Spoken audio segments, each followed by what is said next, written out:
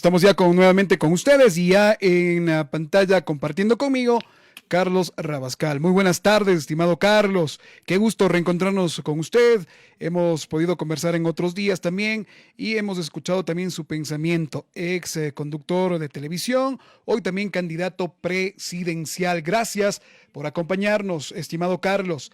Iniciemos rápidamente.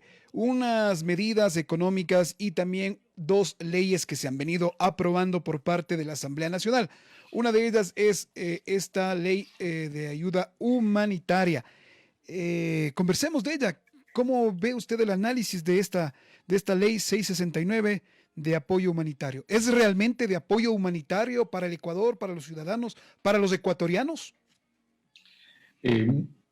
Muy buenas tardes, Jonathan. Muy buenas tardes, Javier. Gracias por esta generosa invitación. Bueno, ante su pregunta, que es muy concreta, si esta ley es de apoyo humanitario, le debo contestar que no, y por una sencilla razón. No puede haber una ley de ayuda humanitaria cuando a quien realmente se le está afectando es a los trabajadores y trabajadoras del Ecuador. Recordemos que el proyecto de ley original que envió el Gobierno Nacional a la Asamblea Nacional Legislativa y establecía dos temas que eran fundamentales y constituían los ejes centrales de esa ley. La una era la contribución de recursos económicos de parte de los trabajadores y de cierto sector empresarial para poder recaudar más o menos, ellos estimaban 1.200 millones de dólares. Y resulta que de esos 1.200 millones de dólares que estimaban recaudar, el 79%, es decir, 920 millones de dólares, provenían de los trabajadores y apenas el 21% provenía del sector empresarial que hubiesen tenido utilidades el año pasado por encima de $1 millón.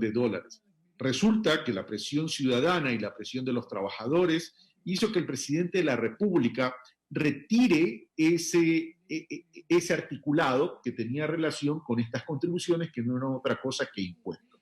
Por tanto, si estamos hablando y nos apalancamos fundamentalmente en lo que dice el gobierno nacional, que los que más tienen van a transferir a los que menos tienen, tal cual como estaba concebido ese proyecto de ley, definitivamente lo que se perjudicaba era a la clase trabajadora, que en este momento tenemos adicionalmente una gran incertidumbre porque esa clase trabajadora no sabe si va a tener trabajo el día de mañana. Recordemos que de acuerdo al histórico del Instituto Ecuatoriano de Seguridad Social, se han despedido y han dejado de aportar al Seguro Social 147,000 empleados, 147,000 personas. Dato entre diciembre del 2019 a abril de este año 2020. Y por otro lado, el otro eje central de este proyecto de ley era lo relativo con el tema laboral. Y no se puede hablar de humanitario cuando en medio de esta crisis sanitaria, en medio de esta crisis humanitaria con incidencia importante y grande en la economía del Ecuador, se está afectando los derechos de los trabajadores. No solamente que se vuelve a la precarización y a la flexibilización laboral, sino que adicionalmente se está implementando una política regresiva en derechos. Y eso evidentemente es inconstitucional. En consecuencia a su pregunta, Jonathan, esta ley es no solo de carácter inconstitucional, sino adicionalmente no constituye ningún aporte humanitario. Pero usted, ¿qué opina de lo que dice César Litardo, asambleísta y también presidente de la Asamblea, que esta ley busca salvar vidas? ¿Va a salvar vidas? Pero ¿cómo se puede salvar vidas cuando no se defiende el trabajo, ni la salud, ni la vida de los ecuatorianos?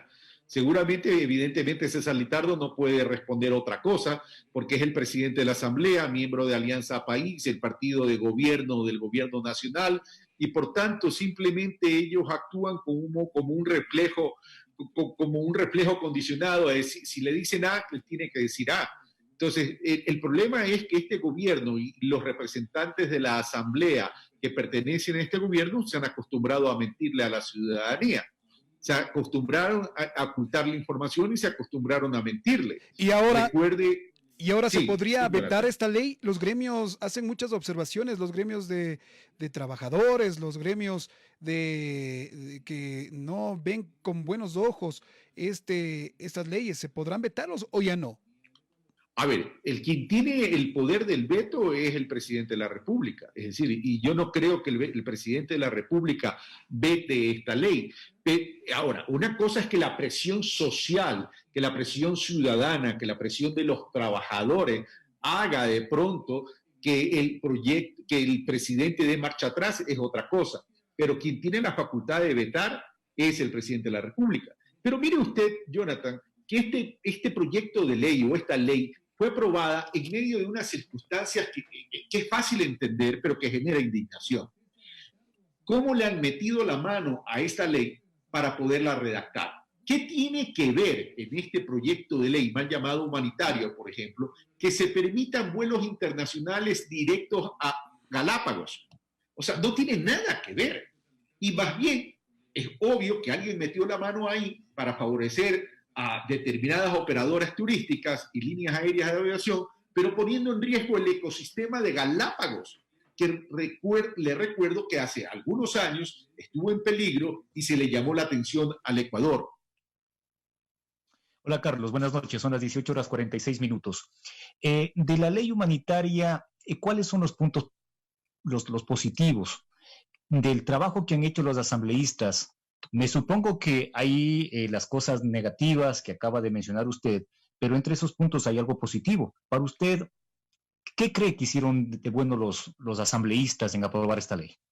Es que realmente no le veo cosas positivas, Javier. Y discúlpeme que sea escéptico Ya. y no se trata de ser pesimista, se trata de ser realista. A ver, cuando todo se deja a acuerdos, cuando todo se deja a negociaciones, cuando todo se deja, a ver, yo te propongo, pero está en ti, en tu facultad aceptar o no aceptar, evidentemente se marca un desequilibrio entre la banca y los deudores, entre el empleador y el trabajador.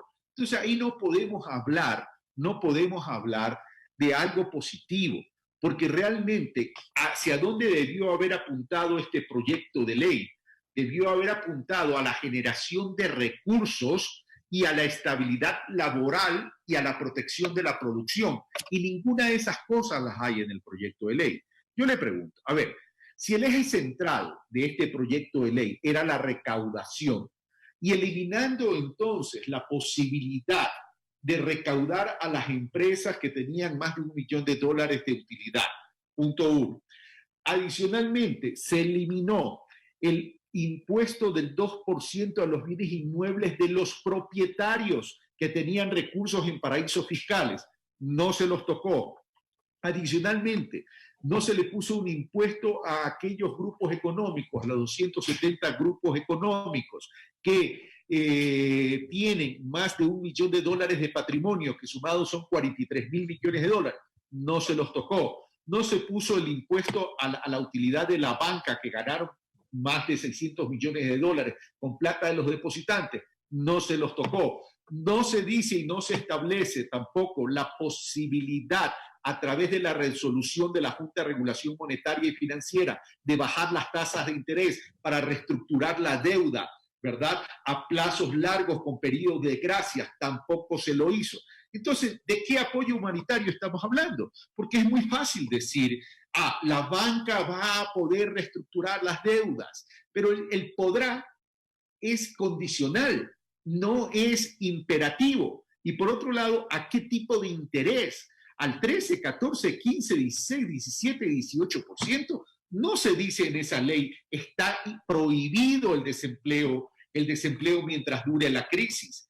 Es decir, el despido intempestivo mientras dure la crisis. Y por otro lado, cuando hablamos de la reforma laboral, estamos hablando que el empleador podrá reducir el 50% de los trabajos, no solamente que durante la crisis, que uno pudiese decir, bueno, durante la crisis es lógico porque no hay recursos, pero lo hace extensivo a 2 años con la posibilidad de renovar esa misma condición por 2 años adicionales, es decir, por 4 años. Entonces, Cualquier otra cosa que pudo haber introducido ese proyecto de ley, al ser votado como cuerpo conjunto, como un todo, no se puede rescatar nada positivo porque se está afectando los derechos humanos de los trabajadores. Es decir, estimado Carlos, que solamente se dio unos 2 que 3 caramelitos Estimado Carlos, en esta hasta ley. el momento en el país, según información que aparece en las redes sociales y a través de los medios de comunicación, se dice que 66.400 empleados quedaron sin trabajo ya durante esta emergencia sanitaria. Yo le pregunto, ¿cuál es el futuro del país si hasta antes de que se aplique la ley se quedaron sin trabajo aproximadamente 66.000 personas? ¿Qué nos depara al país, Carlos? A ver, primero que el dato es errado. Ese dato es el dato que da el gobierno nacional. Pero vaya usted al registro al registro del Instituto Ecuatoriano de Seguridad Social y va a ver que la desafiliación en el sector privado entre diciembre del 2019 y marzo o abril es de 147.000 empleados que ya no están en las nóminas, que ya no están afiliados al Seguro Social. Por tanto, es mayor el impacto. Ahora, usted me pregunta, ¿cuál va a ser el impacto en la economía y en la vida de los ecuatorianos? El impacto va a ser muy grande. El impacto va a ser muy grande. ¿Por qué? Porque se rompió la cadena de pagos, se rompió la cadena de producción a nivel mundial y evidentemente también en el Ecuador. Pero, ¿qué significa eso? Significa que el coletazo económico, tanto en la producción como en el trabajo, va a ser tremendamente importante. Por eso que era necesario que ese proyecto de ley guarde sintonía con ¿qué? Con las prioridades del país. 1, defender la vida. 2, proteger la vida. 2, atender la salud pública, que con esos 2 rubros es la crisis sanitaria. 3, mantener la producción para que la economía se vaya recuperando y luego estabilizando. Y 4, manteniendo el trabajo, considerando que producción y trabajador son aliados estratégicos. No puede haber producción sin trabajadores y no puede haber trabajadores sin producción. En consecuencia, hacia allá debió haber apuntado. Entonces, como no ha tomado el gobierno las medidas de contención que se debieron haber tomado para generar recursos para poder atender tanto la crisis sanitaria, humanitaria, como la economía y el trabajo, entonces sí va a haber un impacto que va a significar una disminución en el consumo, una disminución en la producción, un incremento en el desempleo y una disminución en la inversión. ¿Y eso qué va a significar? Va a significar que se va a incrementar la economía informal, como también se va a incrementar, ¿qué? Se va a incrementar los indicadores de pobreza. Y no se diga los indicadores de inequidad, considerando ya las decisiones tomadas por el gobierno nacional de reducir 98 millones de dólares en los presupuestos de inversión de las universidades. Esto como un ejemplo. Entonces, más aún, el tema se agrava por una razón. Somos un país dolarizado, Javier. Y en ese sentido, siendo un país dolarizado, ¿qué teníamos que hacer? Proteger la liquidez. Y no se ha protegido la liquidez. Solo entre enero y abril de este año han sacado 1.700 millones de dólares que no responden a comercio internacional. Se los han sacado a los paraísos fiscales. ¿Ya? Entonces, no se pone una política y una decisión de incrementar el impuesto de salida de divisas del 5 al 10%. ¿Para qué? Para neutralizar esa salida de capitales. Y por otro lado, siendo un país dolarizado, tenemos que controlar que la balanza comercial no sea tan deficitaria. Y por tanto debimos haber aplicado una política de salvaguardia, para lo cual no se requiere ley, a 375 partidas arancelarias, con lo cual hubiéramos podido recaudar 400 millones de dólares. Pero adicionalmente, no se debió haber pagado la deuda externa y se lo debió haber suspendido. ¿Qué se nos dijo en marzo, Javier? Que se iba a pagar 324 millones de dólares. ¿Para qué? Para que vengan 2.000 millones de dólares. Resulta que no solo que no se pagaron 324 millones, sino 1.600 millones de dólares y adicionalmente no vinieron los 2.000 millones de dólares. Entonces, eso hace que el impacto económico vaya a ser tremendamente fuerte. Ahora bien, que el Ecuador tiene salida, por supuesto que tiene que salida.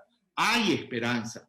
No todo es apocalíptico, pero evidentemente esa esperanza va a ser a través de la contribución ciudadana, no con impuestos, sino con la presión social, y cuando llegue un gobierno que implemente políticas que estén más orientadas al desarrollo social del Ecuador y no a una política neoliberal que estamos viviendo en este momento. Se puede salir adelante. Nos va a tomar tiempo. Sí, nos va a tomar tiempo, pero debemos entender que es en todo el mundo el impacto. Dentro de ese impacto está el tema turístico, dentro de ese impacto están muchos temas. ¿Qué podemos hacer los ecuatorianos? ¿Qué podríamos hacer de aquí en adelante? ¿Cuáles son las medidas que se deberían tomar? ¿Y cuáles son las medidas que desde su punto de vista debió haber tomado este gobierno para no llegar hasta este punto en donde la conmoción social ya con estas dos leyes y una de esas leyes que se suma es la de finanzas, genera mucho temor en el Ecuador? El tema turístico va a tener un impacto grave en el mundo. Porque si usted revisa la situación en el mundo, solo en el tema de tráfico aéreo internacional ha disminuido el 90%. Eso significa que ha habido una reducción de 310.000 millones de dólares de afectación a las líneas aéreas. Ya se puede imaginar entonces el impacto que va a haber en el tema turístico. Ahora, ¿qué se debió haber hecho? Lo he dicho ya en algunas entrevistas y en algunas intervenciones. Bueno, comenzar por lo elemental, Jonathan y Javier. A ver, si el mundo está diciendo, lo dice el propio Fondo Monetario Internacional, lo dice el Banco Mundial, lo dice el Banco Interamericano de Desarrollo, lo dice la CAF, lo dice los países del G20 y del G7, que no es el momento de pagar la deuda externa, y nosotros pagamos la deuda externa, entonces estamos yendo en contravía. Pero ahí hubiéramos podido liberar recursos y podemos todavía, y estamos a tiempo de liberar recursos. ¿Está mal asesorado el presidente Lenín Moreno o por qué toma estas medidas? ¿Qué es lo que está pasando en el gabinete? ¿Qué es lo que sucede con nuestro presidente actual? ¿Qué es lo que está sucediendo? A ver, yo no creo que esté mal asesorado. Lo que pasa es que en este gobierno se están aplicando políticas neoliberales donde no importa la vida de los ecuatorianos, sino los compromisos que se tenga con los tenedores del bono 2020, con los tenedores de la deuda externa y con la banca nacional e internacional. ¿Qué pasaría el Ecuador? Básicamente eso. ¿Qué pasaría con el Ecuador si no se paga estos compromisos? No pasa nada, más bien vamos a poder vivir tranquilamente. No se diga, a ver, ojo, no estoy diciendo que no hay que pagar. Lo que estoy diciendo es que no podemos pagar en este momento. Exacto. El suspender el pago de la deuda externa no significa no pagar, significa entrar en un proceso de reestructuración, tal como lo está haciendo Argentina. Hacer una reestructuración inteligente en el sentido de que se establezca primero un periodo de gracia de por lo menos 2 años y medio, 3 años, y luego establecer un plazo adecuado con dividendos anuales, amortización y servicio de la deuda, en términos de que el Ecuador no vea afectada su sostenibilidad, su viabilidad y su factibilidad. Eso hacen los países que tienen liderazgos inteligentes y que guardan sintonía con la gente, pero no, se van y se entregan donde no hacen respetar ni la dignidad ni la soberanía de un país. Parece que no han entendido que esta crisis es una crisis mundial con un impacto serio en el Ecuador, por una sencilla razón adicionalmente. Nuestras exportaciones también están siendo afectadas. Y le decía hace un momento, somos dolarizados. Nosotros ya no podemos seguir dependiendo nuestra economía exclusivamente del petróleo. Baja el precio del petróleo, al petróleo le da gripe y a nosotros nos da pulmonía. Tenemos que comenzar a repensar el modelo de producción en el Ecuador, que sea un modelo de una economía no dependiente del petróleo, lo que no quiere decir que mantengamos al petróleo bajo tierra, lo que quiere decir es que tengamos otro tipo de modelos también a efectos de poder amortiguar los shocks externos cuando estos se presenten. Estimado Carlos, ¿usted cree que las autonomías regionales es una nueva forma de planificación territorial? ¿Podría ser una alternativa para el desarrollo de las provincias, en especial lo que es la provincia de Bolívar? Usted sabe que la provincia de Bolívar ha sido una de las provincias más desatendidas del país. ¿Cuál sería su opinión para poder salir de la postración que vive la nuestra? Mire, Javier, yo he sido, de hace mucho tiempo vengo hablando de la regionalización con autonomías. Debemos entender que el desarrollo nacional, Javier y Jonathan, es la sumatoria de los desarrollos locales y territoriales. Pero hay algo que a nosotros nos ha matado como país, y es el hipercentralismo. Mire usted, a propósito de la pregunta que me hacía Jonathan, si no me equivoco, sobre la ley de ordenamiento de finanzas públicas. Esa ley no es otra cosa y no refleja otra cosa que un entreguismo al Fondo Monetario Internacional. ¿Y por qué refleja ese entreguismo al Fondo Monetario Internacional? Porque esa ley que obliga a fortalecer y potencializar aún más ese hipercentralismo, el hipercentralismo de todos los recursos. Eso no podemos seguir aguantando, eso no podemos seguir permitiendo. Para que exista equidad territorial, ¿qué significa? Significa que las provincias, las regiones de la patria deberían tener autonomía. ¿Autonomía en qué? Autonomía en planificación, que es importante y eso también destrozó este gobierno. Autonomía financiera, autonomía legislativa para poder establecer políticas y normas y legislación territorial, ¿verdad? Y ahí entonces estaríamos estableciendo en una articulación entre la ciudadanía y esas instancias de gobierno una verdadera participación y planificación hacia el desarrollo de cada uno de esos territorios, sustentados y apalancados adicionalmente ¿en qué? En una economía social y solidaria a través de la asociatividad, fortaleciendo el cooperativismo, que ustedes en Bolívar lo tienen, el cooperativismo, a efectos de poder generar nuevos modelos de producción para que no caer en manos de la intermediación y poder desarrollar además cadenas y comunidades productivas que permitan crear más volumen en las economías territoriales y que permita redistribuir esos recursos. Y adicionalmente, una interrelación o alianzas estratégicas entre las distintas cadenas productivas de los distintos territorios para crear cadenas de distribución que compitan con estas grandes cadenas que concentran riqueza y no permiten la democratización de los recursos y la democratización del trabajo. Bueno, son las 19:02. En lo personal, estimado Carlos, ¿de dónde aparece la idea de llegar a la presidencia? Bueno, sabemos que usted está como precandidato a la presidencia de la República. Le pregunto, ¿cómo competir con aquellos personajes que han tenido ya su trayectoria y que posiblemente hablan de volver a la política otra vez como candidatos a la presidencia y vicepresidencia? A usted le conocimos como presentador de noticias, de entrevistador. ¿De dónde aparece la idea, estimado Carlos, de formar parte como precandidato a la presidencia de la República? Javier, ustedes conocieron una faceta mía, no han conocido toda mi vida. Yo soy ingeniero comercial con formación en economía, con estudios en gobernabilidad y gerencia política. Trabajo en temas de asuntos públicos, he trabajado en temas de economía popular y solidaria, he desarrollado productos para economía popular y solidaria siendo asesor de algunas instituciones y ONG que han trabajado en estos temas.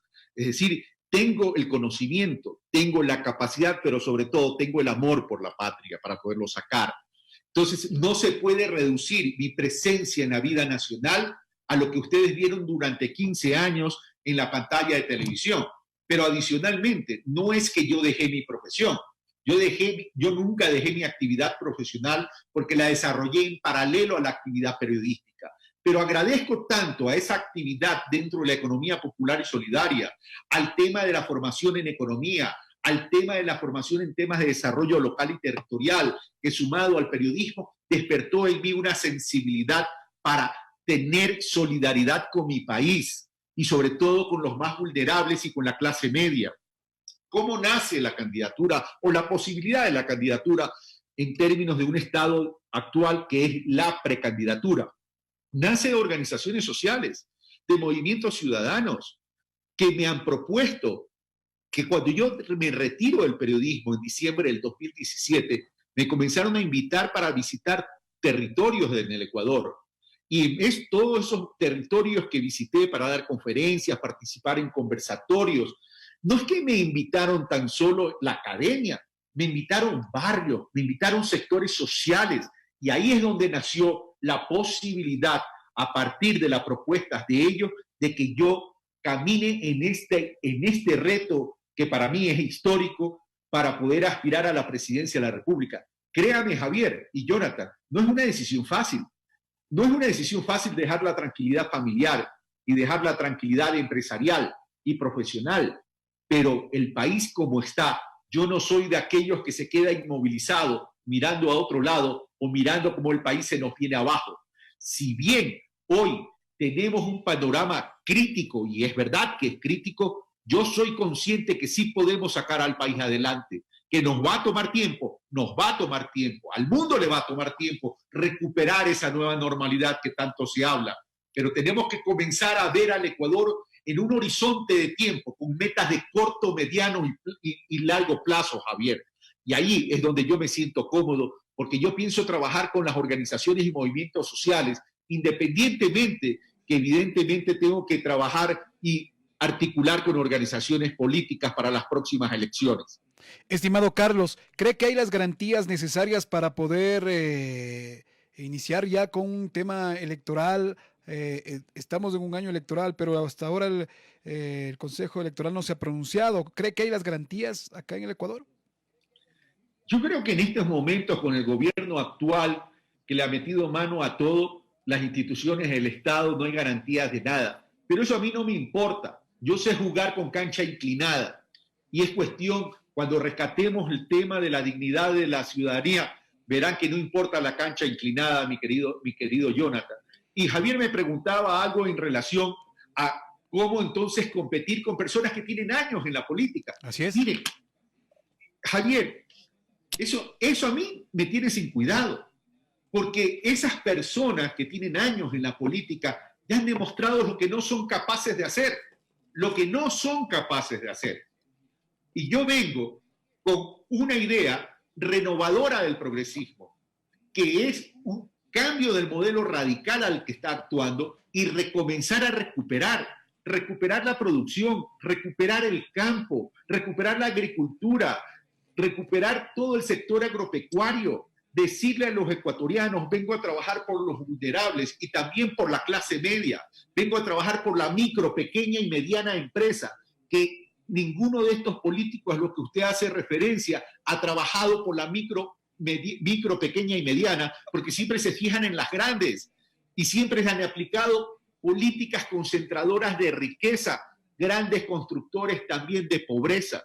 Entonces, yo vengo a plantear cosas distintas. Y por otro lado, mi querido Javier, ellos pueden tener a lo mejor un nivel de conocimiento más grande de la ciudadanía hacia mí, pero tienen un techo mucho más bajo. Yo tengo todo para crecer, pero no se trata de Carlos Rabascal, ni se trata de la política electoral. Se trata de que yo estoy convocando a la ciudadanía, porque yo parto de una verdadera participación ciudadana que nazca desde la base social, para poder no equivocarnos como se equivocaron en el año 2017, que se confiaron. Finalmente, estimado Carlos, tenemos pocos minutos ya, nos hemos pasado un poquito del noticiero. ¿Tiene ya una tienda política que le auspicie? ¿Cómo está preparando todo? ¿Está futuro pensando ya recorrer el país cuando ya haya la posibilidad? ¿Cómo va el tema? Estaba recorriendo el país, Jonathan, cuando sucedió lo que sucedió y tuve que suspender el recorrido. Lo que estamos haciendo ahora, estamos recorriendo el país, pero a través de la tecnología. Estamos haciendo conversatorios vía Zoom con distintas provincias y créame que las solicitudes de hacer esos conversatorios a nivel de todo el territorio ecuatoriano es impresionante.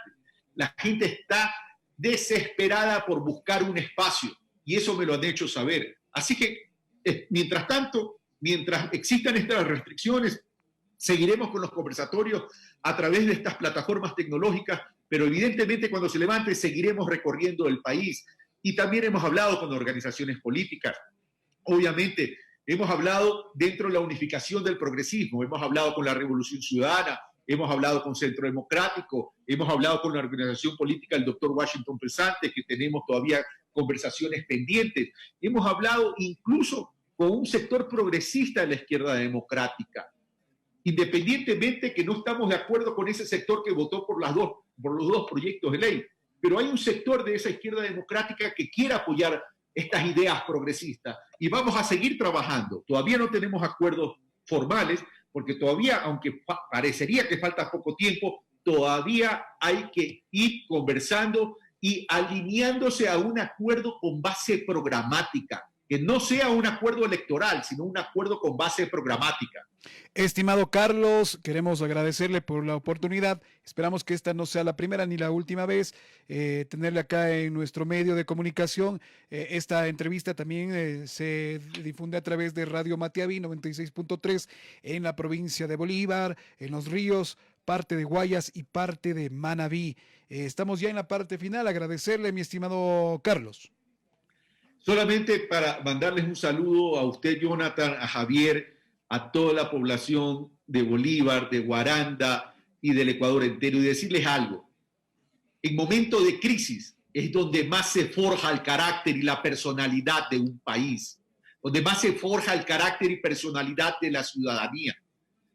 La clave del éxito y la felicidad en la vida no está en la ausencia de problemas, sino en la actitud con que se enfrentan estos.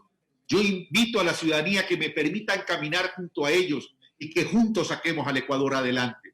Muchas gracias y un fuerte abrazo. Un gusto. Nos hemos quedado sin tiempo, estimado Javier. Agradecerles también a todos nuestros radioescuchas y a quienes nos ven a través de las páginas. El día de mañana nos estaremos reencontrando para seguir informando y hablando de estos y otros temas que siempre son interesantes analizarlos. En la parte final, Javier. Bueno, son las 19:11. Mañana estaremos con más invitados. Se nos queda algunas informaciones en agenda, pero mañana estaremos a partir de las 17:30 con más información. Les invitamos a que continúen con nosotros. Para estar bien informados, Noticiero Visión Informativa. Información clara y veraz, porque es importante informarle de todo el acontecer nacional, provincial y local. Noticiero Visión Informativa. Un noticiero que trabaja con entusiasmo y esfuerzo para que la noticia sea oportuna. Noticiero Visión Informativa. La nueva cara de la información a través de Radio Matiaví 96.